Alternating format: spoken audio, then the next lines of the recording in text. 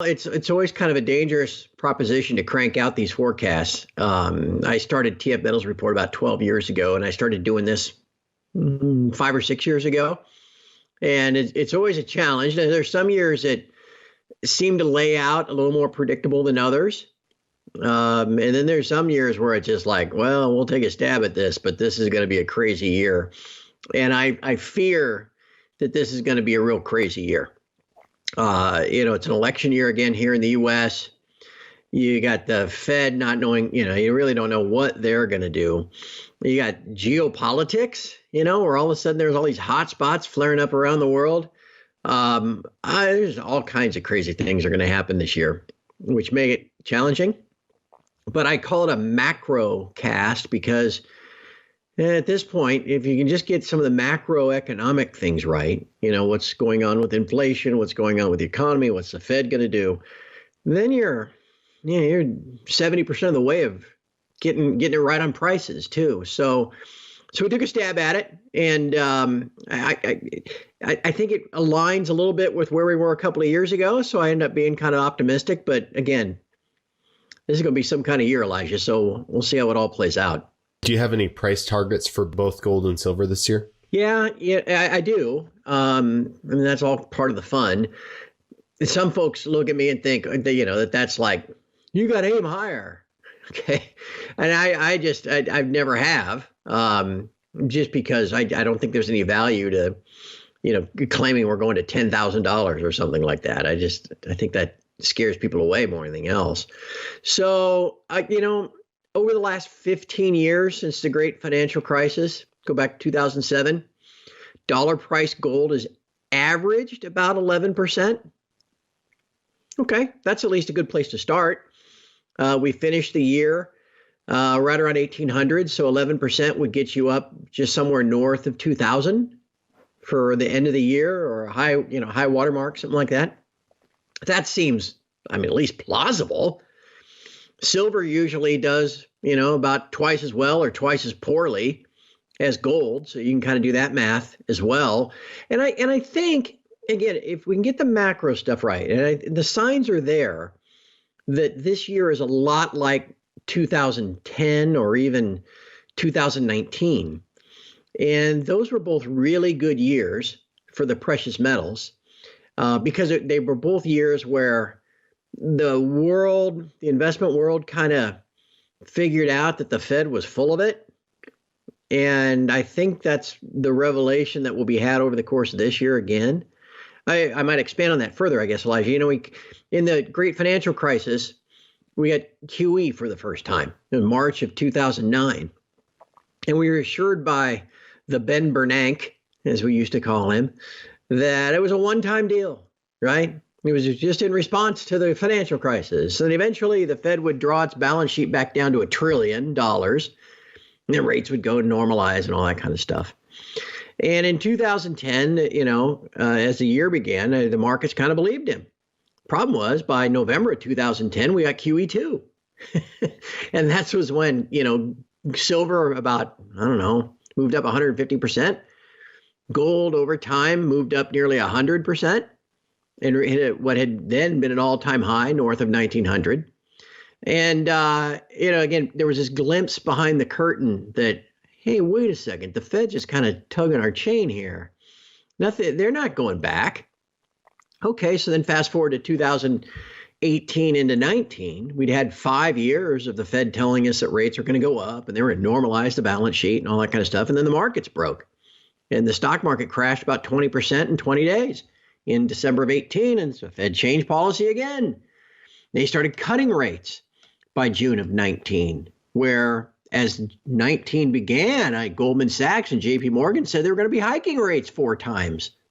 Does that sound familiar, by the way? So anyway, again, it gets revealed that the Fed, they're now going back to, trimming the balance sheet in half and all that kind of stuff is not happening. So if we're in this period again, Elijah, where people are realizing that the Fed is full of it, then we're probably on the cusp of another pretty significant move. Again, it was big move in 2010-11, another really big move out of 18 into the middle part of 2020. Yeah, we conceivably could be on the doorstep of that again. We just got word of the 7% inflation rate for the month of December, year over year inflation. So this is the highest, even higher inflation, and it just keeps going up. I was just interviewing Steve Penny, and he was saying how it seems like whenever we've got these inflation numbers, last year, what happened to the markets is they didn't react very, it wasn't like the markets were afraid of this high inflation because, they thought the Fed was going to taper and respond to this and get inflation under control. But the interesting thing is what we saw yesterday when that inflation number came out, we had precious metals jump. And he thought this was very encouraging, that whole narrative of the Fed is going to get this under control, that has shattered. And now we're in a whole different ballgame. Your perspective. Yeah, that sounds about right. Again, everybody was convinced last year the transitory nature of all this, right? So not only was inflation supposedly just to be a couple month phenomenon that was going to go away, but so were the negative real interest rates, inflation adjusted interest rates. And negative real interest rates are the most strongly correlated thing with gold prices that we have. As real rates go negative, where your inflation rate is higher than your interest rate, that augurs, well, why not own gold then, right? At least keep up with inflation. You don't get a dividend, but it's better than, going backward. And so that broke, though. That correlation really failed. Failed me with my 2021 forecast because I saw this coming and I thought gold would go up. But instead, all these market participants, the hedge funds, the institutions that buy the gold futures, they bought it. So again, is it part of that revealing, the guy behind the curtain is not the great wizard, and that he's been, spinning yarns and telling you lies? As part of that reveal, you get this idea that, okay, maybe it is, more permanent. And mathematically, from an economic perspective, that's the case. Because Elijah, I know you know this, but the base cause of inflation is too many dollars chasing too few goods. So we have all these dollars that have been created. M2 money supply was up, whatever it was, 40% last year. And then you've got not only a static supply of goods, you've got a declining supply of goods with the supply chain issues and all that stuff. Okay, so how are you going to solve that? You're going to either get more goods or there are going to be less dollars. And I'm not sure you're getting either of those. In fact, the last 9 months, real wages, not real interest rates, but real wages, where, your wages might go up 4%, but inflation goes up 8%. You're actually losing 4% of your purchasing power, 4% of your quality of life, your standard of living. So real wages have been falling. Well, what if, and with the great, what do they call it, the great quit or the great resignation, all that kind of stuff, if that continues, what other tools do employers have besides higher wages?